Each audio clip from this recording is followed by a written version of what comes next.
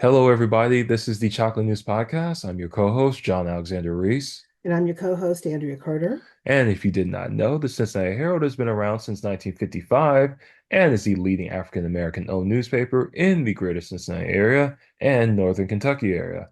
How's it going, Andrea? It's going fine, John. How are you doing? I'm doing just fine. It's a little too cold for my likes, but it's we're getting to that holiday season, so whatever. Yeah, I can't believe Thanksgiving's is almost 2 weeks.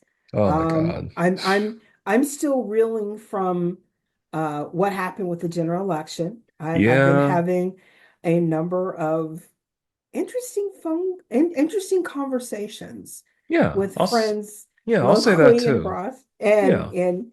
um it's just it's the reality of the situation of who gets it, who doesn't, is kind of sad, but Yeah. you Yeah. know, hmm um, it is what it is. It So, is. That's true. So, what is the chocolate news of the week?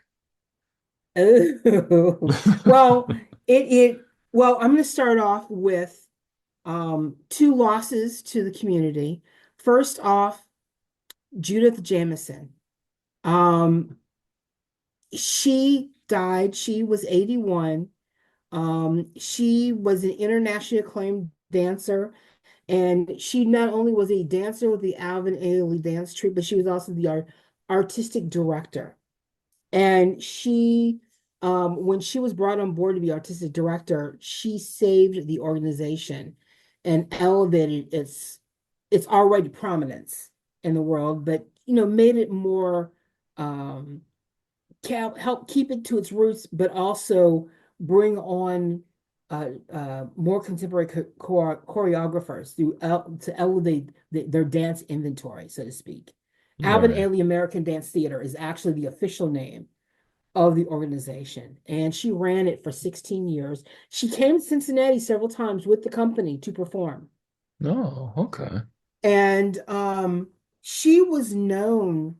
Um, there was a um, one dance that was made famous. Ali, Alvin Ailey, I was going to say, call him something different. He did a masterpiece called Revelations, and she was kind of like the centerpiece of Revelations. And part of Revelations was a piece where the choir sang Wade in the Water. Hmm. And it is, if you ever see it could be on YouTube and you could see it. She just had a flow. She was tall too, but she had a grace and a just a presence on the stage like you wouldn't believe. And I remember back in the 90s, I think the either mid to late 90s.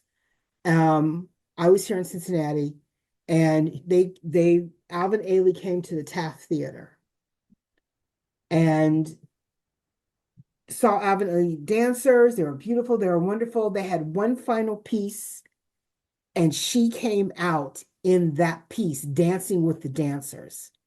And I remember the crowd went wild because she was so well loved by the community, so well loved within the dance theater. And it was more about her presence, her ability to express herself, and what the dance was trying to say at the same time. And, she made it look easy and beautiful at the same time. And it's kind of like she was the Misty Copeland of her day, if I Oh, could wow. compare it that way.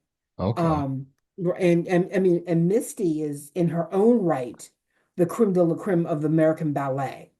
But Judith Jamison in the dance, also ballet, but more contemporary dance, she is before Misty Copeland, but she helped break open the door, that color door, so Misty could have her shot, so to speak.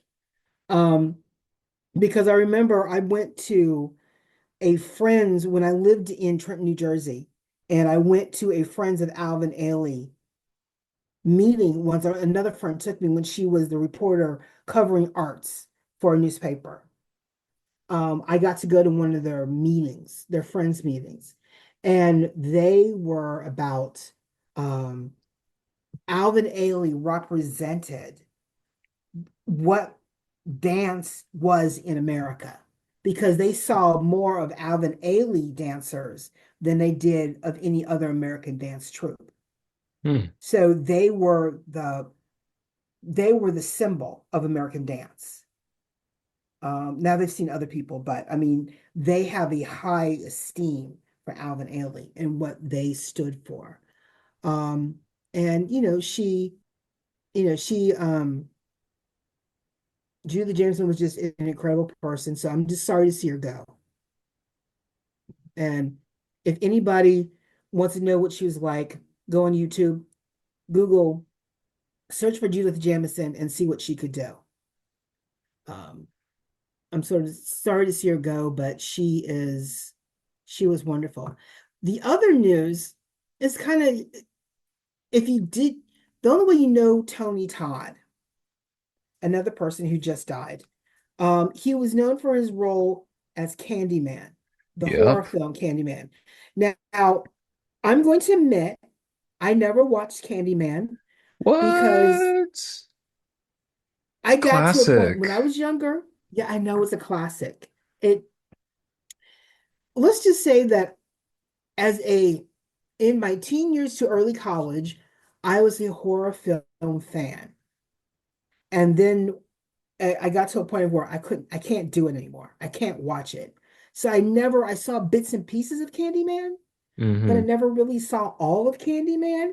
But my Gotcha. beautician can tell me everything about Candyman because she's a horror film queen. Trust me on this. So, but I'm sorry to see him go. Um, he was known for Candyman, but he was also known for other films and television shows. He was only 69. Oh, he was I young. know. That's sad. Actually, my friend got to meet Tony Todd, because he does a lot of those horror conventions and everything. So he Oh. showed me a nice picture of him and Tony Todd the other day. I thought that was cool. So before we get to the big topic, I'm gonna go through some other stuff first. Um, One, Frisch's continues to keep closing. Oh A no. family favorite. I mean, look, I mean, if you wanted to take your family out for a good but a valued meal, Frisch's was it. Yeah. The big boy. I mean, come on, the big boy. I remember my dad used to take me there for the breakfast bar. Oh, those are Yes. those are good weekends. Oh, we would go do the breakfast bar after church. Yeah. Yeah. We would go to mass. And then after mass, mom was like, "You hungry?" Yes. Okay, we're going to Frisch's. And but it wouldn't just be us. It would be like she would call my aunt up who lived down the street. We're hungry. We're going to Frisch's. You want to join us? Next thing you know, we had many family reunions around the table, or family friends would come, and we would have, we would do this a few times a year. We would get together at Frisch's and have family brunch with all the cousins and the aunts and whoever was in town or family friends. We were like, we're going to Frisch's. You want to join us? Come on. And that's what we would do. It's like going to the Bob Evans, Oh you know, yeah. I mean, same value, different menu, but same value, family style. It just hurts me the fact that, Frisch is closed. I mean, look, I mean, it survived COVID.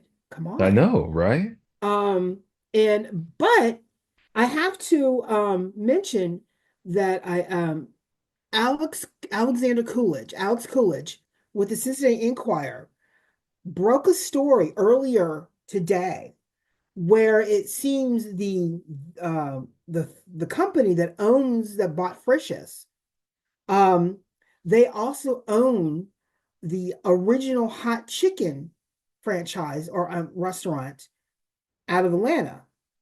And it seems that they had been testing the hot chicken concept within certain big boy sites.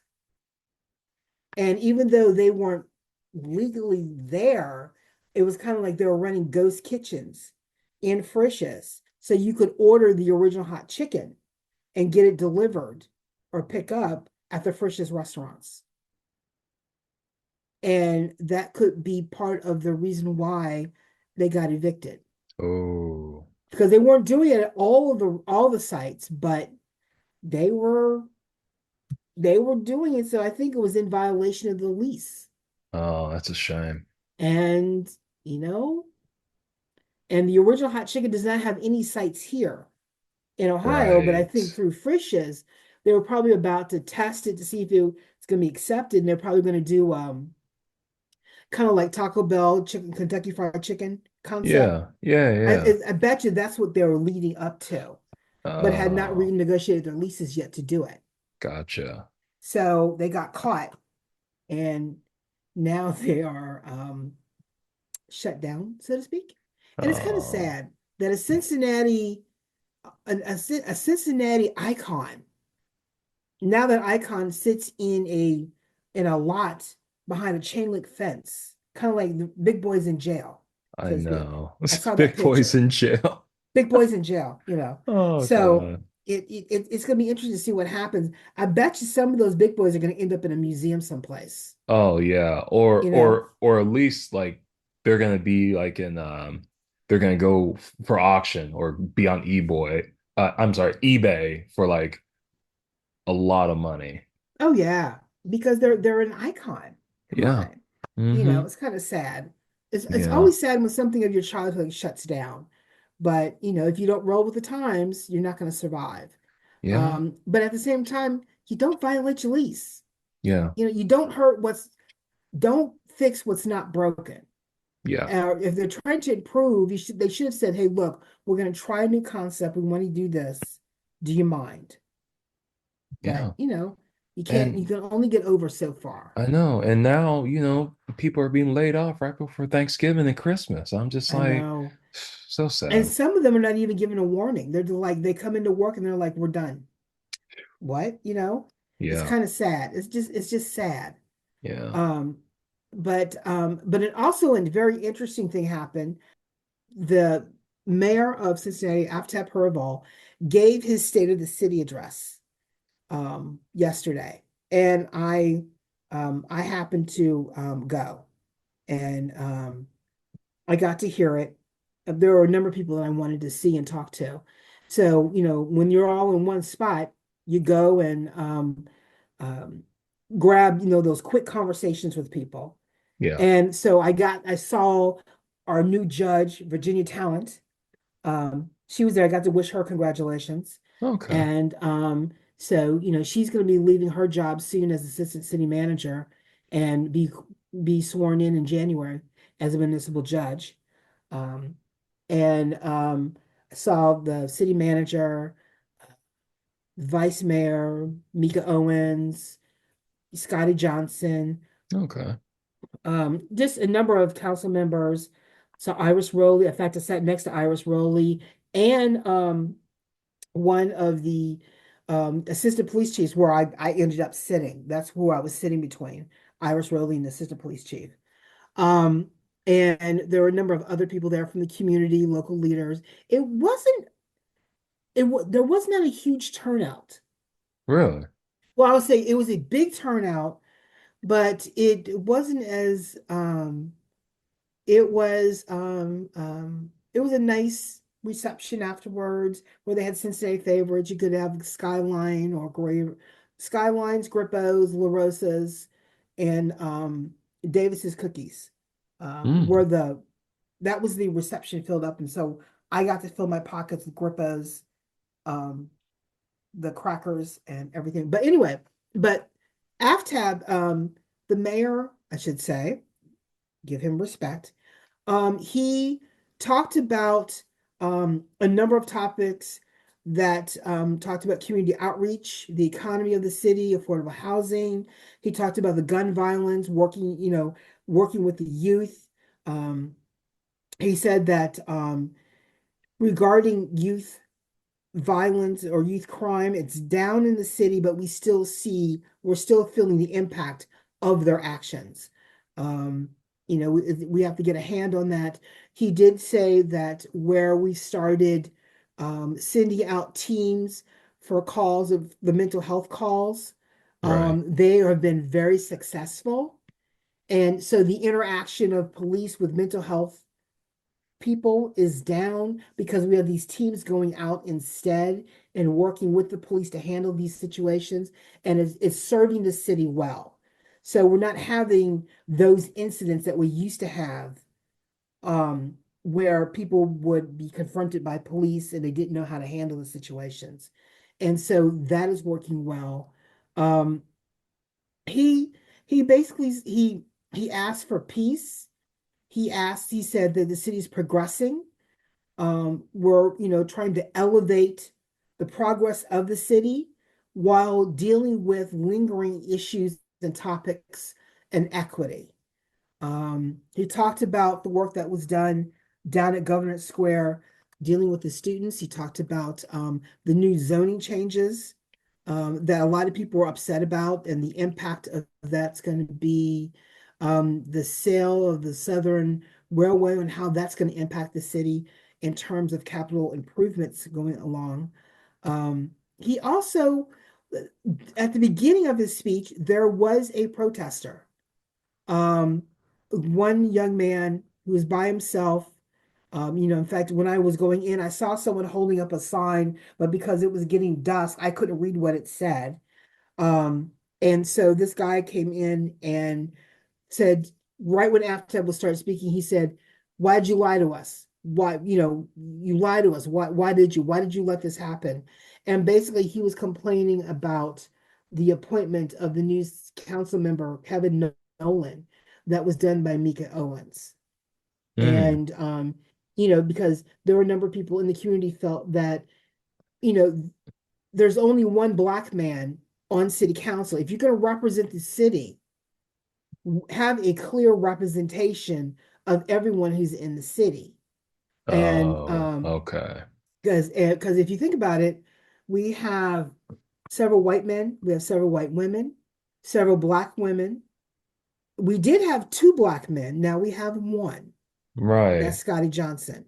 And Right. so they felt that that choice, Mika did wrong by not choosing Kevin, but instead they should have gone with someone else, someone of color, whether it was a Black man or even a Latino man.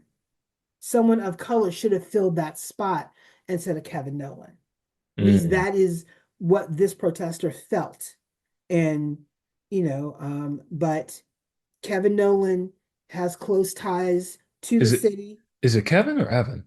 I'm sorry, Evan. Oh, okay. Evan. I do that all the time. I swear to God.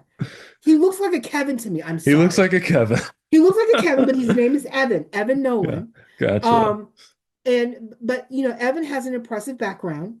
He was a city solicitor. He understands how city council operates. He understands how city government operates. He was going to be appointed when changes were being made at city council prior to the election. But he couldn't do it because he was a city solicitor.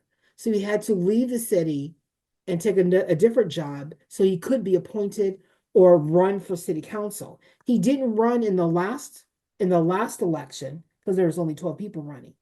Um, and I think he was still in that waiting period of having just moved to a new job. He couldn't run.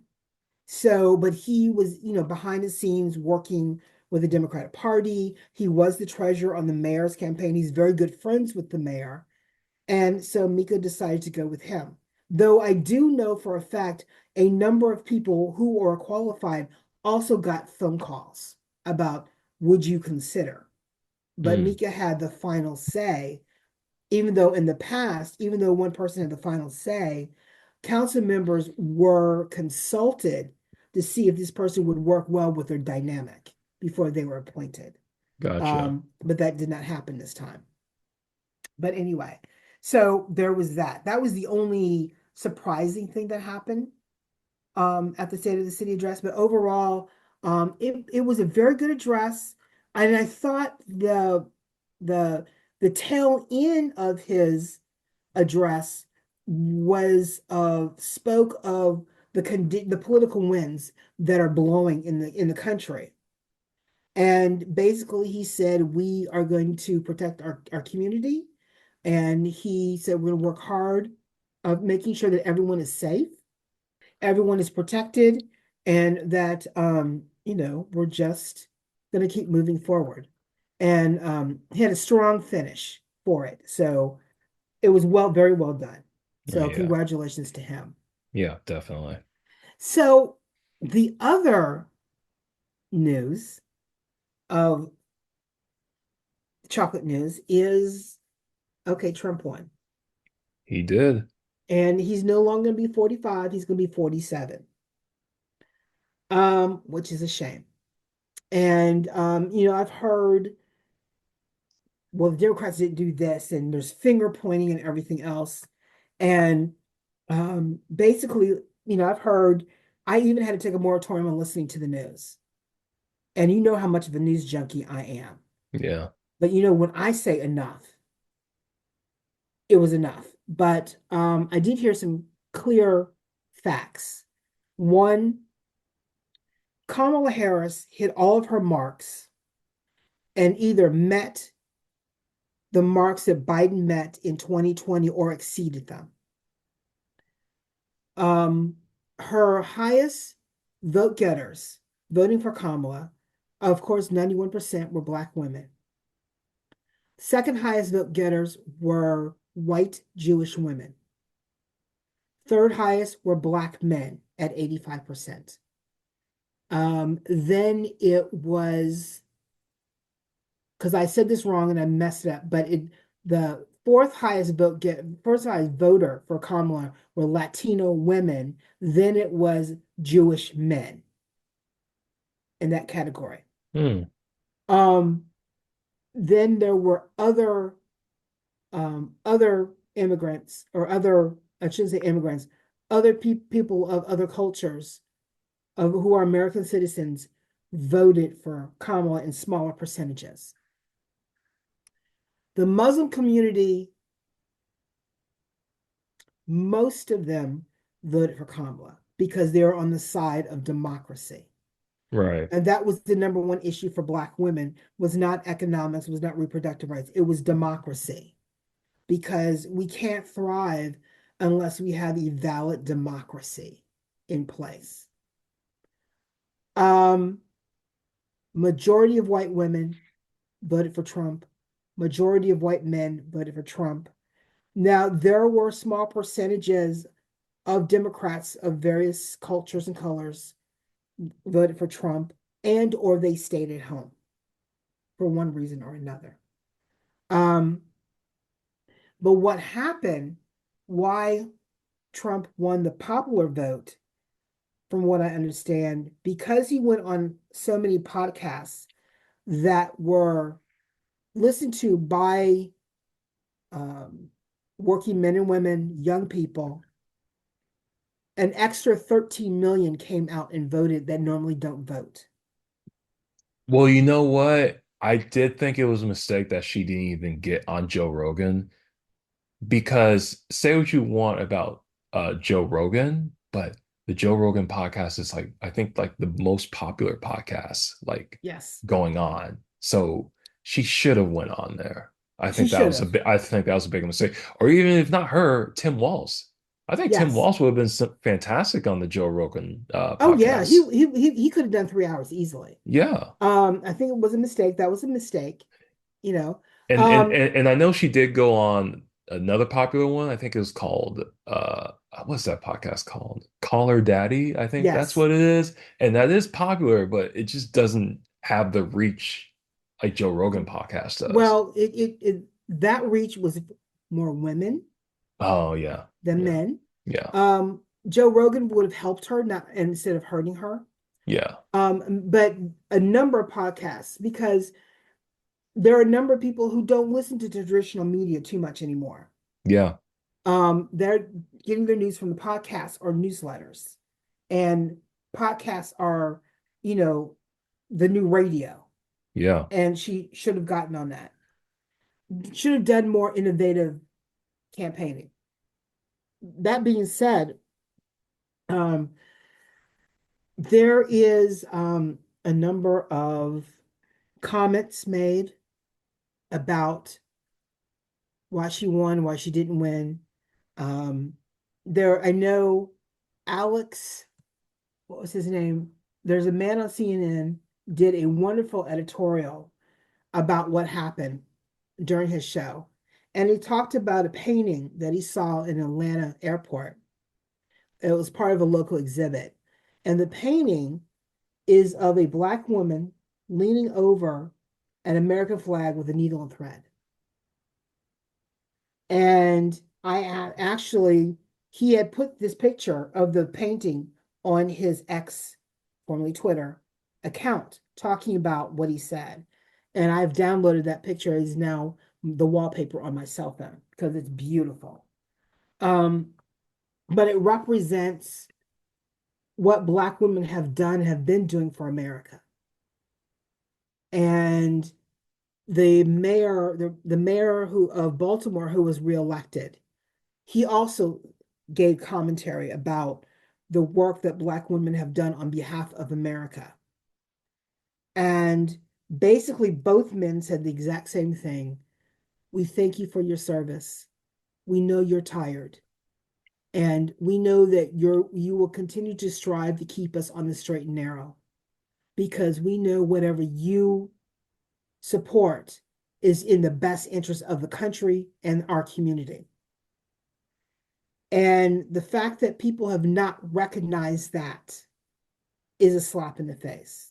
Hmm. Um, we're starting to see what everyone talked about with Trump is starting to play out. Deportation, changing the number of departments in the government, um, the tariffs and everything else.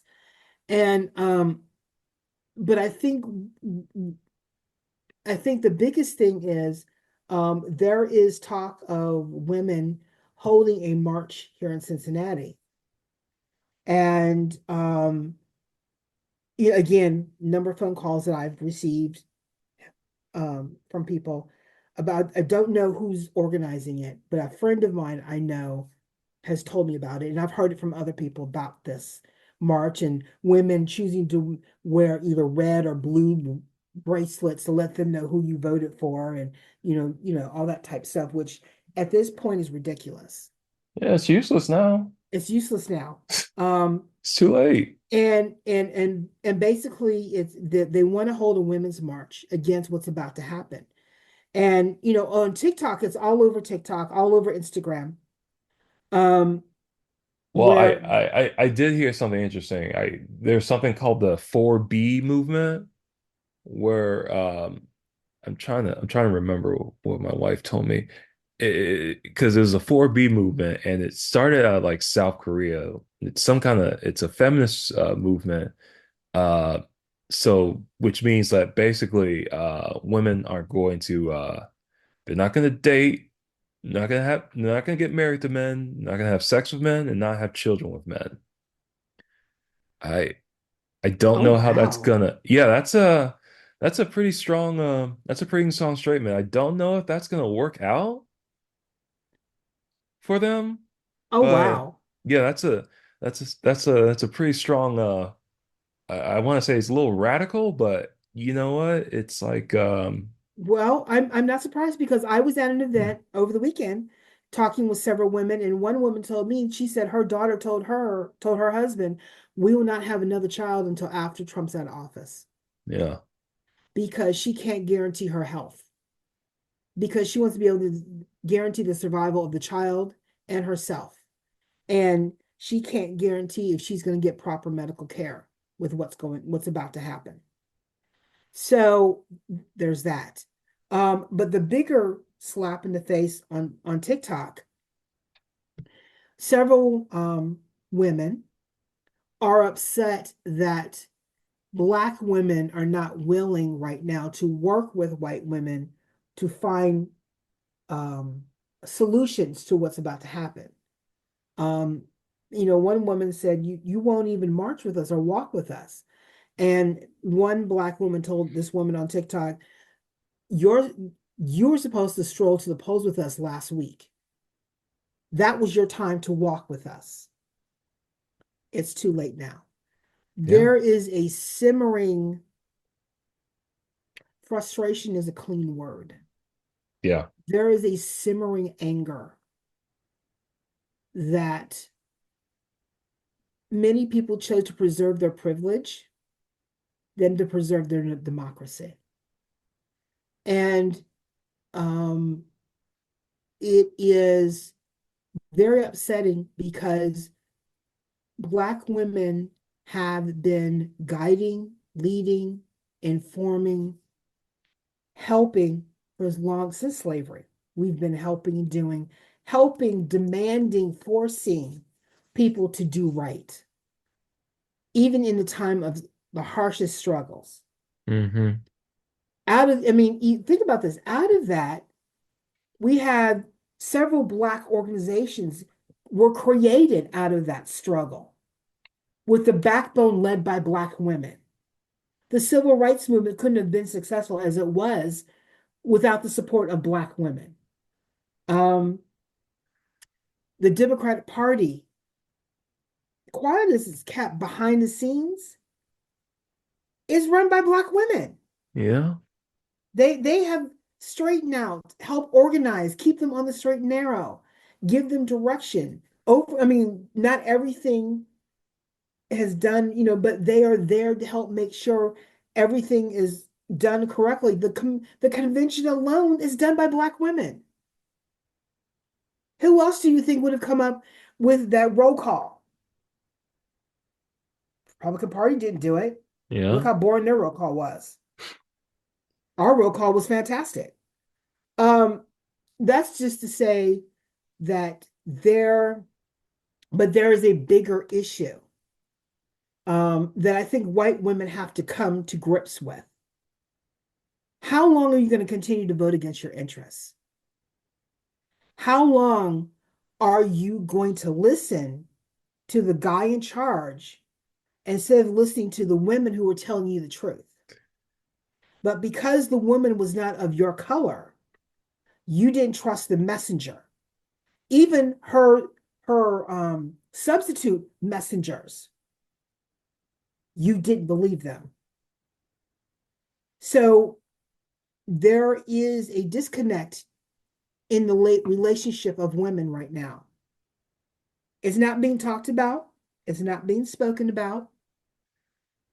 As one person told me, we need time to find that spirit again, to find our selflessness, find our what we do best again. Because right now, the comment is let them burn, let them go. We're not doing anything. Um, and I've said I will help. I have a few close friends, and I said, and they're in the midst of a conversation, and I said I will help you with the conversation. But other than that,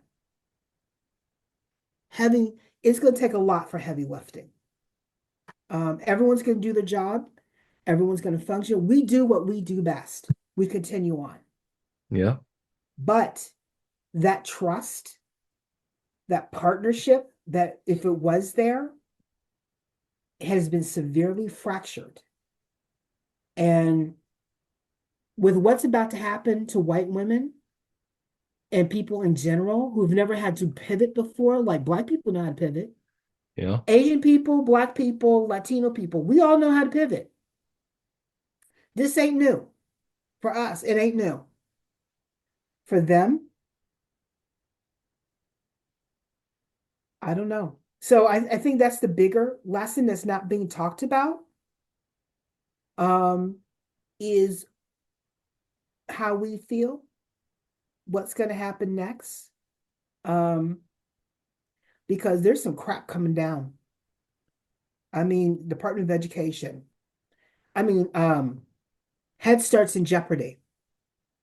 Um, Funding for disabilities, funding for special needs is in jeopardy with what Trump wants to do. The rule of law is in jeopardy. if he weaponizes the DOJ. Healthcare policy, environmental regulations is in jeopardy. Everything that we fought for, DEI policies, civil rights policies, policies addressing the poor, all are in jeopardy because Trump's going to think like a businessman and a corporate person. And it's going to be all about how much money can I get and where can we spend it so I can help my friends. And the working man be damned. So everyone has to take some deep reflection, take time, grieve, and then decide what are you going to do to protect yourself? Because shit's about to hit the fan. Excuse my language. Um, Hmm. but that's where that is the reality of the situation. Um, you know, there is a bigger issue that keeps missing people because women want to do this and women want to do that. They want to march. But you know what? You got a bigger problem. And until you face that bigger problem, you're on your own. Yeah. And I think that that's what's happening in quiet conversations between best friends where truth is heard and it's like, oh shit, yeah. And I've asked a number of my friends from across the country, even here locally, they're just going to live their lives. Yeah. And it's kind of sad. But I think that's the true impact of Donald Trump. Um, and I think when everyone's starting to realize the lies, especially the working people who are about to be laid off, who are not going to get that Christmas bonus. Hmm. There are a number of companies. There's an article that my sister told me about of an organization, I think in Indiana, um, pulled their people aside and said, okay, we're not giving you a Christmas bonus because we have to buy up as much supplies as we can before the tariffs come in. And the worker said to the management, no, no, no, no, no. The foreign country is going to pay the tariffs. We don't pay the tariffs. And the management had to say, no, no, no, no. Here's how tariffs work. And once they got done explaining, one person was like, the staff was like, you mean we should have voted the other person? Yes. Another group, and I think it was on the East Coast. Um, I can't remember where I saw this article. I did see this article, but I can't remember if they were either in New Jersey or Massachusetts. But I know it was on the East Coast. Again, another company set their pulled their staff together. Management said, due to the pending tariffs about to happen, we have to do this. You won't get your Christmas bonus. And again, they protested, said, no, no, no, no, no. The tariffs can be paid by the other people. And they said, no, no, no, no, no. Let me explain to you what a tariff is. And there was silence. So the impact of what is to come next year, we still got time to enjoy because he doesn't transition until January 20th, which unfortunately is going to be Martin Luther King Day holiday. And I don't know how black people are going to take that.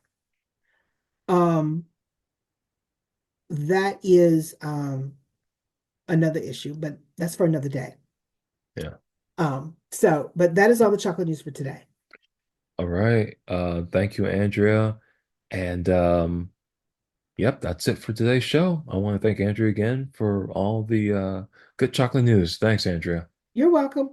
And you can find more information about today's topics and past podcast episodes at www.cincinnatiherald.com, the Sesh newsletter, or on our social media. We're on Facebook, Twitter, Pinterest, Instagram, LinkedIn, and Threads. And be sure to subscribe to our podcast on your favorite podcast app. You can listen on Apple, Spotify, or wherever you get your podcast from. I'm John Alexander Reese, And I'm Andrea Carter. and see you soon.